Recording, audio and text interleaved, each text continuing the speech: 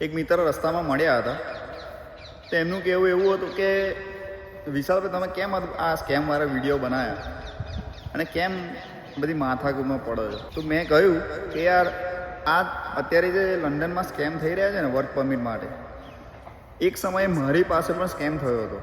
હું જ્યારે ઇન્ડિયામાં હતો, ક્રિકેટ રમતો હતો ને, ત્યારે ક્રિકેટમાં સિલેક્શન માટે બધું ચાલતું જ હોય છે, ઓળખાણ હોય કે રૂપિયા હોય કે જે ગણો હોય.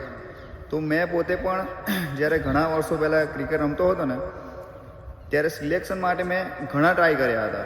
ત્યારે મારી જોડે પણ આવો એક સ્કેમ થયો હતો. એટલે મને પોતાને વીતેલી છે, એટલે જ હું આ બધું વિડીયોમાં જણાવતો હોઉં છું કે ભાઈ લોકોના રૂપિયા જાય ને, મહેનતના રૂપિયા, એ બહુ જ ખોટી વાત છે. અને વિડીયો બનાવવાનું મેઇન રીઝન એ જ છે કે જો મારા વિડીયોથી કોઈ એક માણસના રૂપિયા જો ફ્રોડ થતાં બચી જશે ને, તો મારો વિડીયો સફળ છે. અને મારું કામ, મારો ગોલ, હું એમ સમજીશ કે યાર મારું કામ થઈ ગયું, કે કોઈના રૂપિયા બચી ગયા ને એમાં જ હું ખુશ છું. કારણ કે આ ચોરોને તો શું છે યાર, કોઈ કામ ધંધો કરવો નહીં અને લોકોના મહેનતના પરસેવો પાડીને કમાયેલા રૂપિયા લૂંટી લેવા, અને એમને એવું લાગે છે કે યાર જીવન સફળ થઈ જશે અને આમ જલસાથી જીવીશું.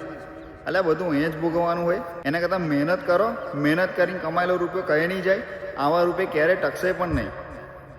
તો યાર પોતાની જાત મહેનત કરીને કમાવો રૂપિયા, લોકોને હેરાન કરવાનું બંધ કરો, એ જ એક રિક્વેસ્ટ છે.